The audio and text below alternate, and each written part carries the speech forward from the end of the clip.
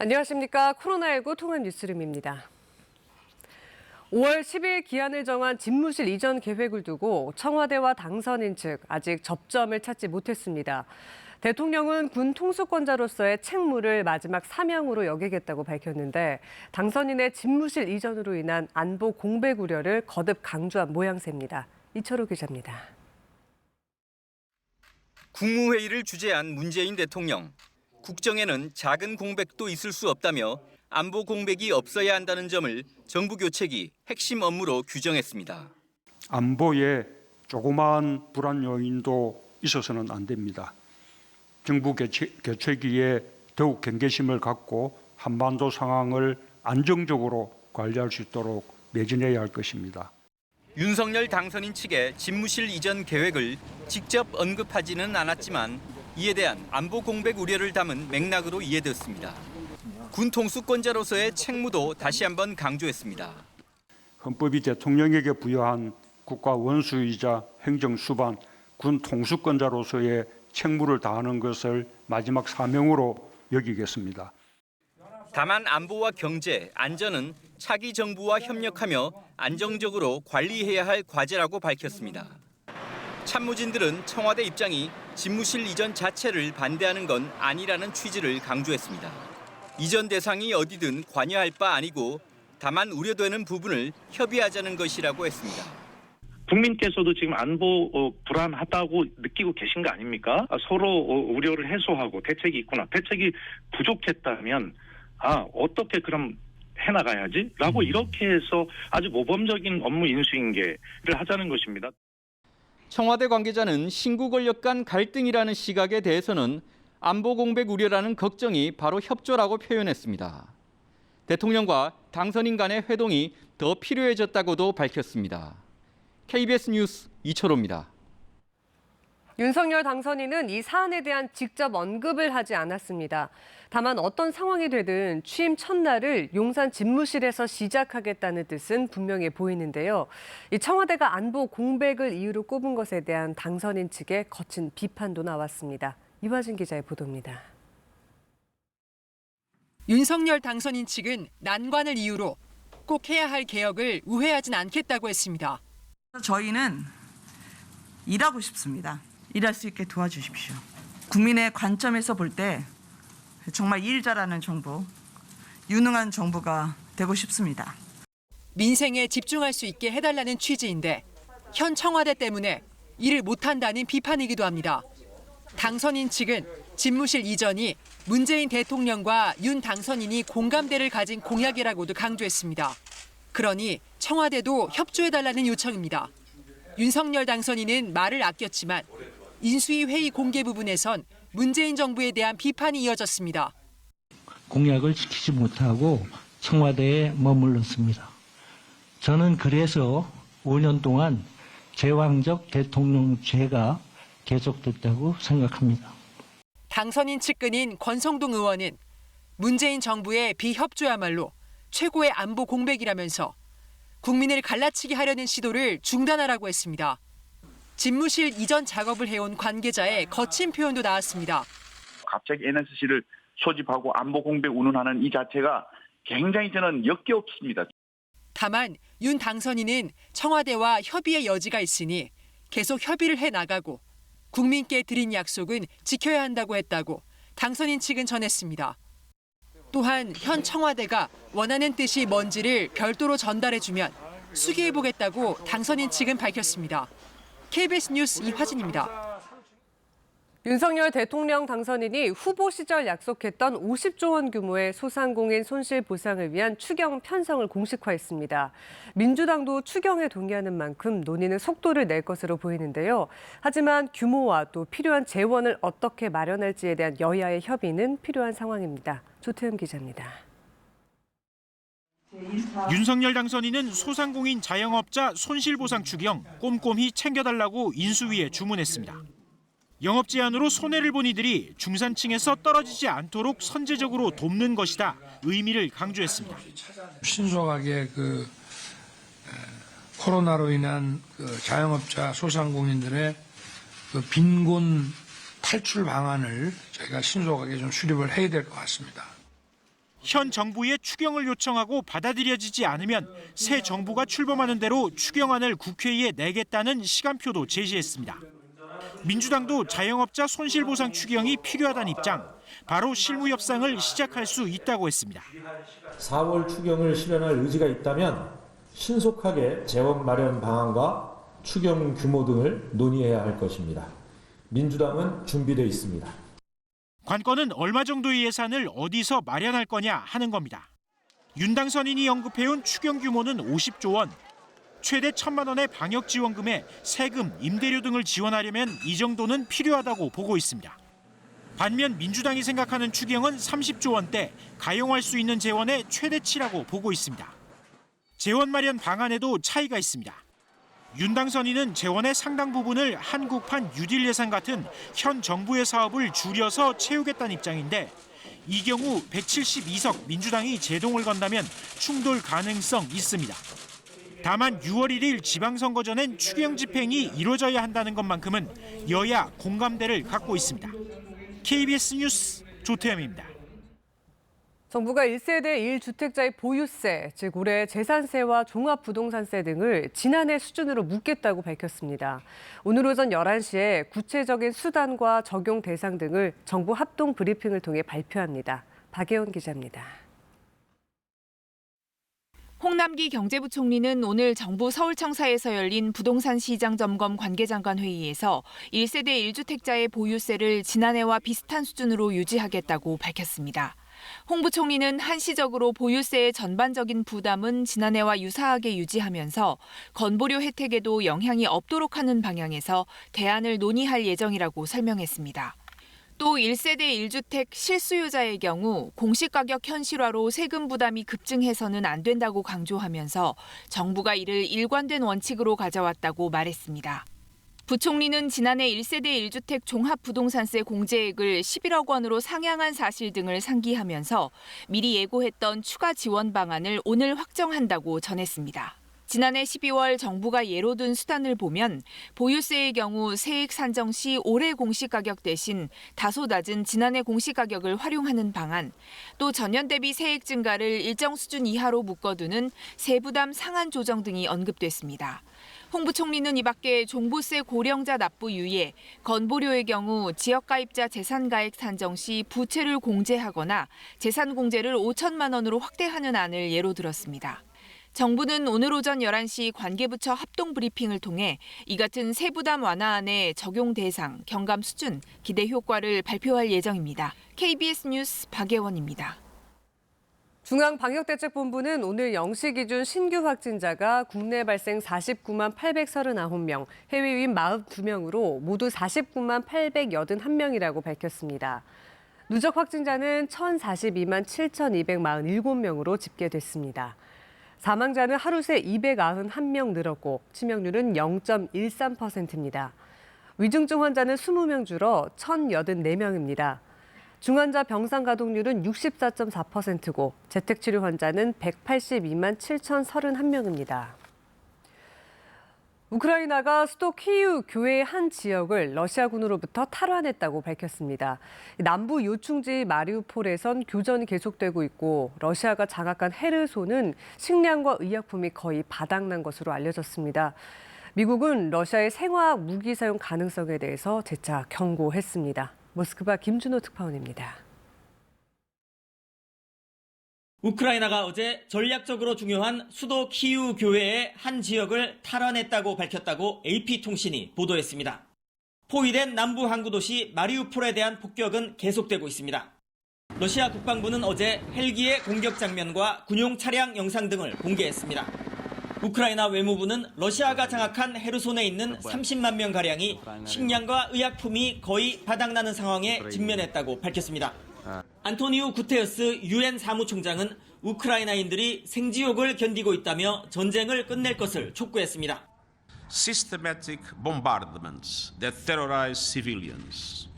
The shelling of hospitals, schools, apartment buildings and shelters. And all of it is intensifying. 미국 국방부는 러시아가 전쟁 범죄를 저지르고 있는 명백한 증거들이 있다며 추후 국제사회의 대응에 대비해 관련 증거들에 대한 문서화 작업을 하고 있다고 밝혔습니다. 미국은 러시아의 생화학 무기 사용 가능성을 재차 경고했습니다. They're also suggesting that Ukraine has biological and chemical weapons in Ukraine. That's a clear sign he's considering using both of those. 미국과 북대서양 조약기구 나토 관계자들은 벨라루스가 러시아를 돕기 위해 곧 참전할 가능성이 있다고 밝혔다고 미국 CNN 방송은 전했습니다. 한편 러시아 법원은 수감 중인 야권운동가 알렉세이 나발리에 대해 사기 혐의로 9년형을 선고했습니다. 모스크바에서 KBS 뉴스 김준호입니다. 휴가 중이던 해병대 병사가 폴란드를 통해서 우크라이나에 입국하려다 실패했습니다. 우크라이나의 국제의용군에 입대하기 위해서 갔던 것으로 전해졌는데요. 현재 폴란드 국경 검문소에서 나오지 않아서 우리 대사관이 설득하고 있습니다. 이정훈 특파원의 보도입니다. 해병 모 부대 소속 A씨는 어제 우크라이나에 입국을 시도했습니다. 21일 인천공항을 떠나 폴란드를 통해 육로로 들어가려 했습니다. 우크라이나 국제의용군에 자원하기 위해서인 것으로 알려졌습니다. 하지만 A씨의 우크라이나 입국 시도는 실패로 끝났습니다. A씨는 우리 외교 당국의 조치로 우크라이나 국경을 넘지 못하고 다시 이곳 폴란드 국경 검문소로 돌아왔습니다. 폴란드 주재 한국 대사관은 아직 A씨 신병을 확보하지 못했습니다. A씨는 현재 폴란드 국경 검문소 내에서 체류 중입니다. 우리 대사관이 강제로 신병을 인계받을 권한이 없어 설득을 하고 있는데 A씨는 이를 거부하고 있는 것으로 전해졌습니다. 외교당국은 이에 따라 사법 공조를 통해 신병을 인계받을 방법을 찾는 한편 A씨 가족을 통해 귀국하도록 설득하고 있는 것으로 알려졌습니다. 한편 A씨는 휴가 중인 상태에서 국외 여행 허가 없이 우크라이나 입국을 시도한 것으로 파악됐습니다. 복무 중인 군인이 해외로 출국하려면 군 당국의 승인을 받아야 하는데 이를 받지 않은 겁니다.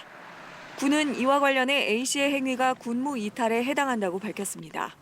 폴란드 헤르벤의 국경 검문소에서 KBS 뉴스 이정은입니다. 텔레그램 등에서 은밀하게 거래되는 아동 성 착취물 등을 잡아내기 위해서 경찰은 지난해부터 신분을 숨기고 잠입하는 위장 수사를 하고 있습니다. 5달 동안 모두 96명을 검거했는데 수사관 안전을 위해서 제도를 보완할 필요도 있어 보입니다. 홍성희 기자의 보도입니다. 이른바 N번방 사건 때 경찰은 성착취물이 유포된 텔레그램 방에 잠입하는 데 애를 먹었습니다. 방 운영자인 조주빈이 신분증이나 여권 사진을 먼저 요구해서입니다.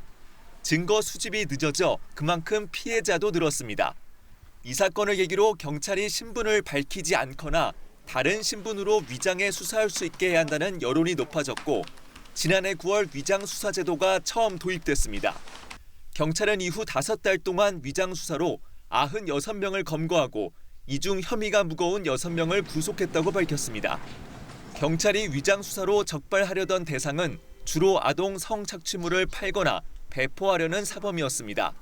하지만 가장 많이 붙잡힌 건 아동 성착취물을 갖고 있거나 시청한 피의자들로 69명이 붙잡혔습니다.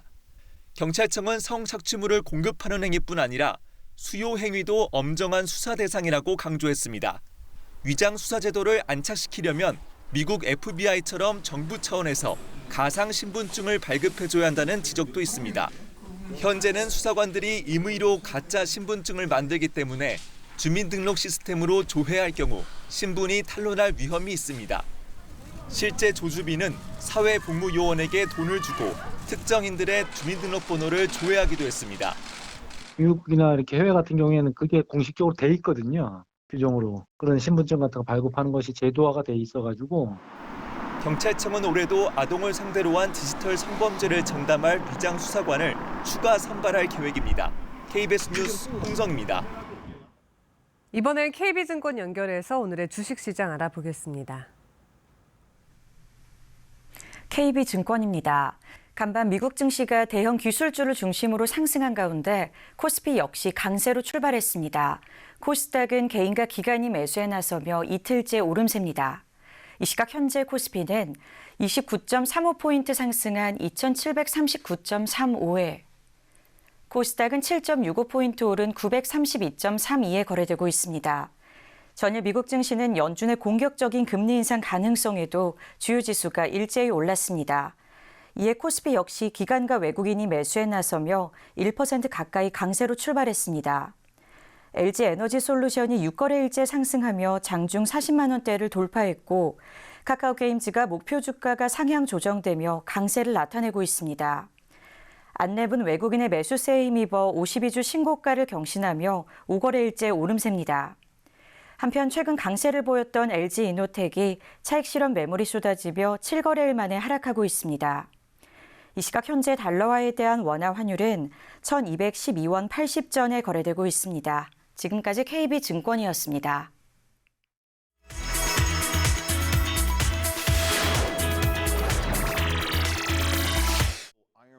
할리우드 스타이면서 주지사 출신인 아놀드 슈와츠네거가 푸틴 러시아 대통령에게 우크라이나 전쟁 종식을 호소했습니다.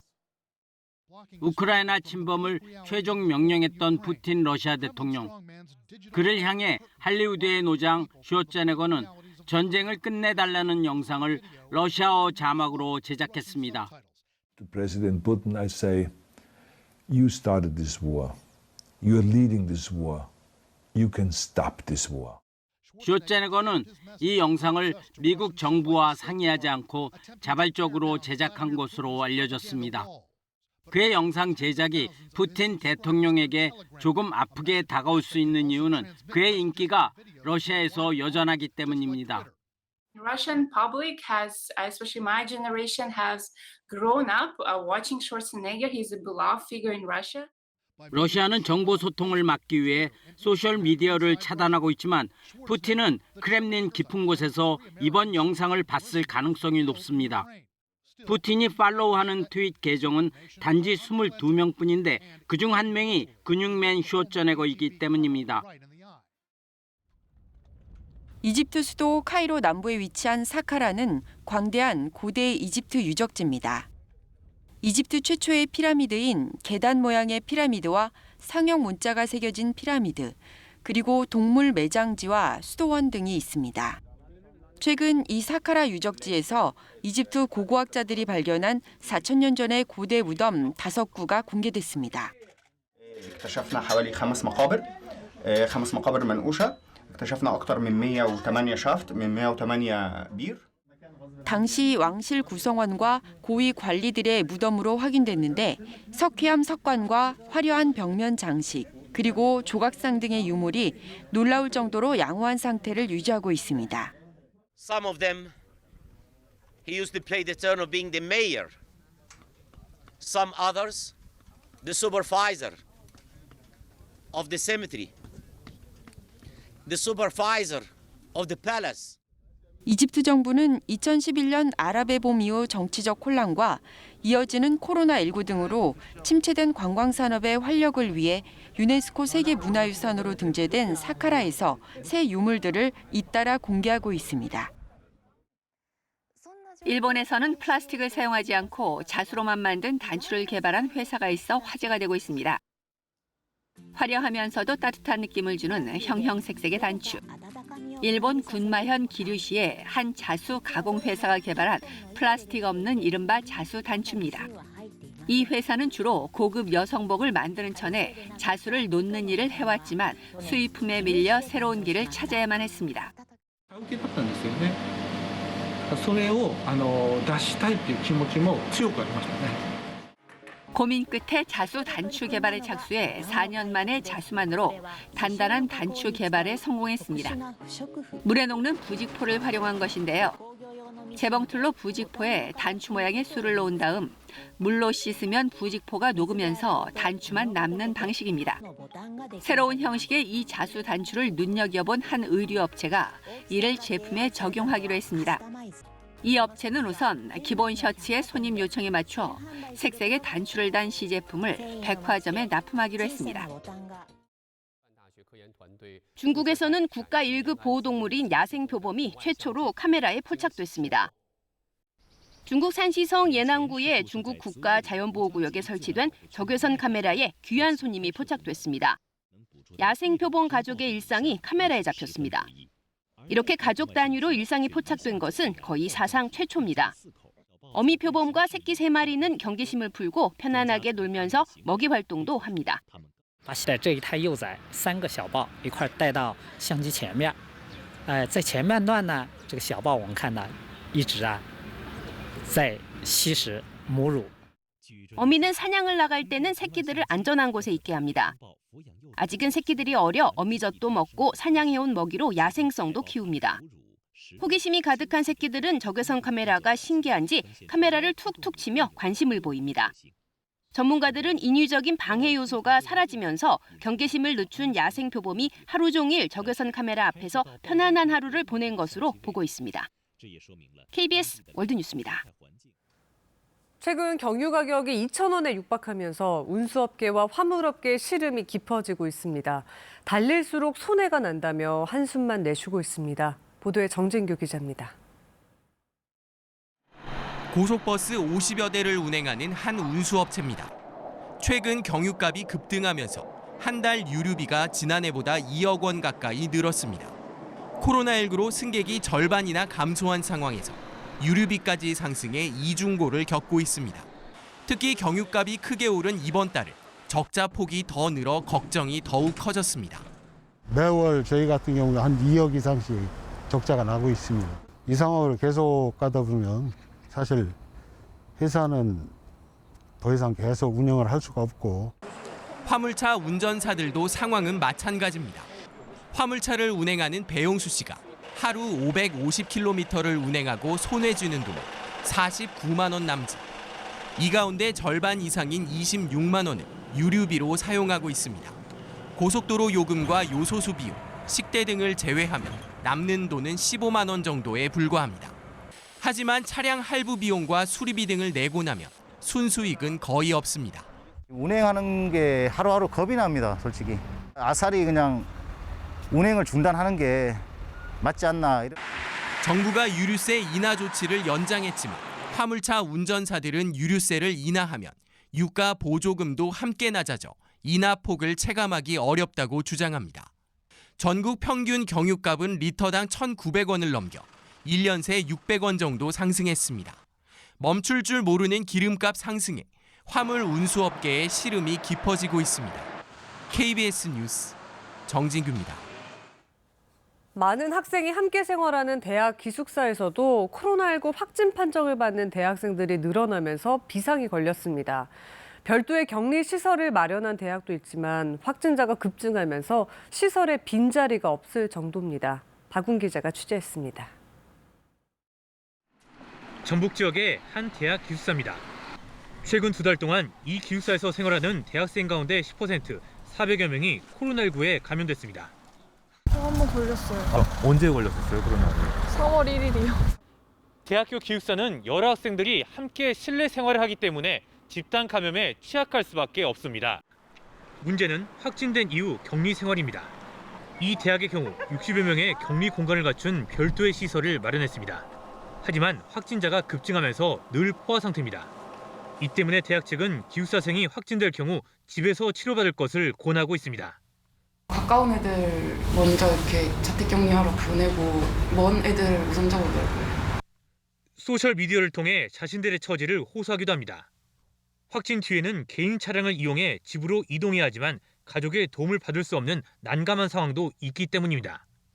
저희가 가고 싶어도 못 가는 상황이잖아요. 부모님 양성이면 누가 데리러 올 사람이 없으니까 아무리 친척이 데리러 오라 해도 솔직히 말도 안 되는 상황이고. 확진 판정 뒤 기숙사에 머물 수 없는 데다 수업을 들을 수 없어 차라리 감염 사실을 숨기겠다는 말까지 나옵니다. 놓치는 것도 많으니까 과제 같은 것도 안 알려주고 하니까 그에 대해 불만이 많아서 그래서 그냥 걸려도 말 안 하고 수업 듣겠다 이런. 코로나19에 감염된 뒤 학교를 떠날 수밖에 없는 기숙사생들의 난처한 상황은 코로나19 확산세에 당분간 지속될 것으로 보입니다. KBS 뉴스 박웅입니다. 오늘은 전국적으로 흐린 하늘이 펼쳐지겠습니다. 제주도는 오전까지 한때 비가 오는 곳이 있겠고요. 경기 남동부와 강원 내륙산지, 충청과 전북 북부, 경북 북부 내륙 지역에는 빗방울이 떨어지겠습니다. 오늘 어제만큼 일교차가 크진 않지만 낮에는 구름이 볕을 가려 쌀쌀하게 느껴지겠습니다. 낮 기온은 서울이 10도 등 어제보다 1도에서 4도 정도 낮겠습니다. 오늘도 서쪽 지역을 중심으로 공기가 탁합니다. 초미세먼지 농도는 경기 경기 남부와 충청, 전북과 광주는 종일 나쁨으로 예상되고 서울과 경기 북부, 강원 영서 지역은 밤에 일시적으로 나쁨을 보이겠습니다. 오늘은 전국이 흐린 가운데 곳곳에 빗방울이 떨어지겠고 제주도의 예상 강수량은 5mm 정도입니다. 오늘 아침에도 일부 중부 내륙 지역은 영하로 떨어져 서리가 내리고 무려한 곳이 있습니다. 낮 기온은 서울과 청주, 대전, 전주가 10도, 강릉과 대구, 포항과 울산은 12도에 머물겠습니다. 바다의 물결은 제주 남쪽 먼 바다에서 2, 3m로 일겠습니다. 내일부터는 낮 기온이 크게 오르면서 다시 일교차가 크게 벌어지겠습니다. 금요일인 모레 밤부터 토요일까지는 전국적으로 비가 내릴 것으로 예상됩니다. 날씨 전해드렸습니다. 코로나19 통합 뉴스를 마칩니다. 고맙습니다.